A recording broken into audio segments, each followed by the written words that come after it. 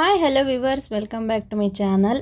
ಏನಾದರೂ ಹೊರಗಡೆ ಹೋಗಬೇಕು ಅಂತ ಇದ್ದರೆ ರೊಟ್ಟಿಗೆ ಪರ್ಫೆಕ್ಟ್ ಆದಂತಹ ಪಲ್ಯ ಅನ್ಬೋದು. ಅಷ್ಟೇ ರುಚಿ, ಅಷ್ಟೇ ಕೂಡ ಮಾಡೋದು ಸುಲಭ. ಇದನ್ನಂತೂ ನೋಡೇ ಇರ್ತೀರಾ. ಇದಕ್ಕೆ ಏನಂತಾರೆ ಅಂತ ಕಾಮೆಂಟ್ ಬಾಕ್ಸಲ್ಲಿ ಹಾಕೋದನ್ನು ಮರಿಬೇಡಿ. ಹಾಗೆ ಬನ್ನಿ ವಿಡಿಯೋನ ಸ್ಟಾರ್ಟ್ ಮಾಡೋಣ. ಇದನ್ನು ಒಮ್ಮೆ ತಂದರೆ ಯಾವ ರೀತಿ ಕ್ಲೀನ್ ಮಾಡಿ ಇಟ್ಕೋಬೇಕು, ಹಾಗೆ ಯಾವ ರೀತಿ ಪಲ್ಯ ರೆಡಿ ಮಾಡ್ಬೋದು ರುಚಿಯಾಗಿ ಅಂತ ನೋಡೋಣ. ವಿಡಿಯೋ ಸ್ಕಿಪ್ ಮಾಡದೆ ಪೂರ್ತಿಯಾಗಿ ವಿಡಿಯೋ ನೋಡಿ, ಆವಾಗ ನಿಮಗೆ ಅರ್ಥ ಆಗುತ್ತೆ. ಫಸ್ಟು ನಾನಿಲ್ಲಿ ಈ ಮೀನನ್ನ ಚೆನ್ನಾಗಿ ಕ್ಲೀನ್ ಮಾಡ್ಕೊತಾ ಇದ್ದೀನಿ. ಮೇಲೆ ಏನೇನು ನೀವು ಈ ಸಿಪ್ಪೆ ಥರ ಇರುತ್ತೆ ಅಲ್ವಾ, ಇದ್ರದ್ದು ತಲೆ, ಅದನ್ನು ಬಾಲ, ಅದನ್ನೆಲ್ಲನೂ ಚೆನ್ನಾಗಿ ಇದನ್ನು ಕ್ಲೀನ್ ಮಾಡ್ಕೋಬೇಕು. ಹಾಗೆ ನೆಕ್ಸ್ಟು ಇದನ್ನು ನಾವು ಸಣ್ಣ ಸಣ್ಣ ಪೀಸ್ ಮಾಡಿ ಕೂಡ ಇದನ್ನು ಹುರ್ಕೋಬೋದು.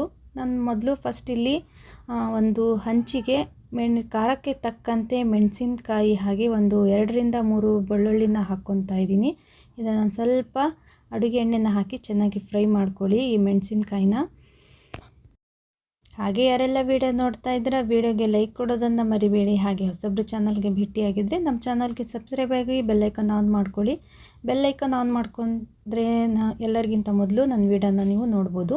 ಈ ರೀತಿ ನಾನು ಸ್ವಲ್ಪ ಹುರ್ಕೊಂಡಾದ್ಮೇಲೆ ಇದನ್ನು ತಕ್ಕೊತಾ ಇದ್ದೀನಿ. ಬೇಕಾದರೆ ನೀವು ಮಿಕ್ಸಿ ಜಾರ್ಗೆ ಕೂಡ ಒಂದು ಸ್ವಲ್ಪ ತರಿಯಾಗಿ ರುಬ್ಕೋಬೋದು. ನೆಕ್ಸ್ಟು ನಾನಿಲ್ಲಿ ಈ ಕಡ್ಡಿ ಮೀನನ್ನು ಈ ರೀತಿ ಸಣ್ಣದಾಗಿ ಕಟ್ ಮಾಡಿ ಹಾಕ್ಕೊತಾ ಇದ್ದೀನಿ. ಒಂದು ಚಾಕು ಅಥವಾ ಕತ್ತರಿಯಿಂದ ಕೂಡ ಕಟ್ ಮಾಡ್ಕೋಬೋದು. ಈ ರೀತಿ ಸಣ್ಣ ಸಣ್ಣ ಪೀಸ್ನ ಕಟ್ ಮಾಡಿ ಇದನ್ನು ಚೆನ್ನಾಗಿ ಹುರ್ಕೋಬೇಕು. ಹುರ್ಕೋದ್ರಿಂದ ಮೇಲಿರುವ ಏನಾದರೂ ಈ ಸಿಪ್ಪೆ ಏನಾದರೂ ಇದ್ದರೆ ಚೆನ್ನಾಗಿ ಸುಟ್ಟು ಚೆನ್ನಾಗಿ ಇದು ಆಗುತ್ತೆ. ಹಾಗಾಗಿ ಸ್ವಲ್ಪ ಹುರ್ಕೊತಾ ಇದ್ದೀನಿ. ನೆಕ್ಸ್ಟ್ ನೋಡಿ, ಒಂದು ಬಟ್ಲಿಗೆ ನಾನು ಇದನ್ನು ತಕ್ಕೊಂಡಿದ್ದೀನಿ. ಇದಕ್ಕೆ ನಾವು ಆದಷ್ಟು ಒಂದು ಸ್ವಲ್ಪ 2ರಿಂದ 3 ಸಲ ಬಿಸಿನೀರಿಂದ ನಾನು ಇದನ್ನು ವಾಶ್ ಮಾಡ್ಕೊತಾ ಇದ್ದೀನಿ. ಬೇಕಾದರೆ ನೀವು ತಣ್ಣೀರಿಂದ ಕೂಡ ವಾಶ್ ಮಾಡ್ಕೊಳ್ಳಿ. ಆದಷ್ಟು ಬಿಸಿನೀರು ಹಾಕೋದ್ರಿಂದ ಒಂದು ಚಮಚದಿಂದ ಈ ರೀತಿ ಚೆನ್ನಾಗಿ ವಾಶ್ನ ಮಾಡ್ಕೊಳ್ಳಿ.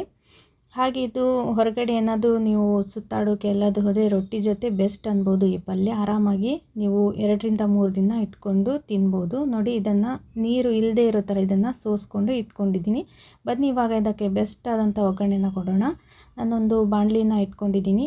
ಅಗತ್ಯಕ್ಕೆ ತಕ್ಕಂತೆ ಅದಕ್ಕೆ ನಾನು ಅಡುಗೆ ಎಣ್ಣೆನ ಹಾಕ್ಕೊತಾ ಇದ್ದೀನಿ. ಜಾಸ್ತಿ ಏನು ಇದಕ್ಕೆ ಅಡುಗೆ ಎಣ್ಣೆ ಹೋಗೋದಿಲ್ಲ, ಸ್ವಲ್ಪ ಹಾಕ್ಕೊಂಡ್ರೆ ಸಾಕು. ಇದು ಬಿಸಿಯಾದ ನಂತರ ನಾನು ಒಂದು 2 ಈರುಳ್ಳಿನ ಕಟ್ ಮಾಡಿ ಹಾಕ್ಕೊತಾ ಇದ್ದೀನಿ. ನೀವು ಬೇಕಾದರೆ ಈರುಳ್ಳಿ ತಿನ್ನಲ್ಲ ಅಂದರೆ ಕಡಿಮೆ ಕೂಡ ಹಾಕ್ಕೋಬೋದು. ನಾನು ಒಂದು 2ರಿಂದ 3 ಈರುಳ್ಳಿನ ಕಟ್ ಮಾಡಿ ಇದನ್ನು ಒಂದು ಸ್ವಲ್ಪ ಫ್ರೈ ಮಾಡ್ಕೊತಾ ಇದ್ದೀನಿ. ಒಂದು ಸ್ವಲ್ಪ ಸಾಫ್ಟ್ ಆದರೆ ಸಾಕು ಈ ರೀತಿ.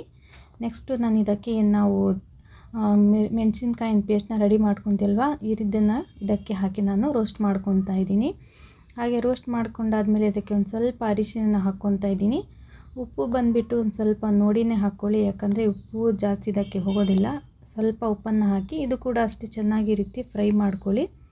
ಈ ರೀತಿ ಫ್ರೈ ಮಾಡ್ಕೊಂಡಾದ್ಮೇಲೆ ಚೆನ್ನಾಗಿ ಆದಷ್ಟು ಇದರಲ್ಲೇನು ಹಸಿ ಅಂಶ ಏನಿರುತ್ತೆ ಅಲ್ವ, ಅದು ಪೂರ್ತಿ ಡ್ರೈ ಆಗಬೇಕು ಅಡುಗೆ ಎಣ್ಣೆಯಲ್ಲಿ. ಈ ರೀತಿ ಚೆನ್ನಾಗಿ ಫ್ರೈ ಮಾಡ್ಕೊಂಡಾದ್ಮೇಲೆ ನಾನು ನೆಕ್ಸ್ಟ್ ಇದಕ್ಕೆ ಈ ಮೀನನ್ನು ಇದಕ್ಕೆ ಸೇರಿಸ್ಕೊತಾ ಇದ್ದೀನಿ.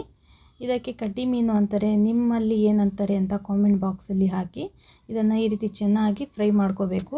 ಆದಷ್ಟು ನೀರು ಕೂಡ ಹಾಕ್ಕೊಳ್ಳೋಕ್ಕೆ ಹೋಗಬಾರ್ದು. ಇದರಲ್ಲಿರುವ ನೀರಿನ ಅಂಶ ಏನು ಈ ಮೀನನ್ನು ವಾಶ್ ಮಾಡ್ಕೊಂಡಿದ್ದಲ್ವ, ಅದು ಸರಿಯಾಗಿ ಹೋಗುವವರೆಗೂ ಅಡುಗೆ ಎಣ್ಣೆಲೇ ಇದನ್ನು ಈ ರೀತಿ ಫ್ರೈ ಮಾಡ್ಕೊತಾನೆ ಇರಬೇಕು. ನೋಡಿ ಯಾವ ರೀತಿ ಆಗಿದೆ ಅಂತ. ಇಷ್ಟ ಆದರೆ ಸಾಕು. ಎಣ್ಣೆ ಬಿಟ್ಕೊಳ್ಳೋಕ್ಕೆ ಶುರು ಆದಮೇಲೆ ನಾನು ಗ್ಯಾಸ್ ಒಲೆನ ಆಫ್ ಮಾಡ್ಕೊತಾ ಇದ್ದೀನಿ. ನೀವು ಆರಾಮಾಗಿ ರೊಟ್ಟಿ ಜೊತೆ ಎಲ್ಲಾದರೂ ಹೊರಗಡೆ ಹೋದರೆ ಇದನ್ನು ತೊಗೊಂಡು ಹೋದರೆ ಆರಾಮಾಗಿ 2-3 ದಿನ ಇರುತ್ತೆ. ಹಾಗೆ ನಮ್ಮ ವಿಡಿಯೋ ನಿಮ್ಗೆ ಇಷ್ಟ ಆಗಿದೆ ಅಂದ್ಕೊಂಡು ನಾನು ಮತ್ತೆ ಮುಂದೆ ಹೊಸ ವಿಡಿಯೋದೊಂದಿಗೆ ಭೇಟಿಯಾಗ್ತೀನಿ. ಅಲ್ಲಿವರೆಗೂ ವಿಡಿಯೋ ನೋಡಿದ್ದಕ್ಕಾಗಿ ಧನ್ಯವಾದಗಳು ಫ್ರೆಂಡ್ಸ್. Thanks for watching.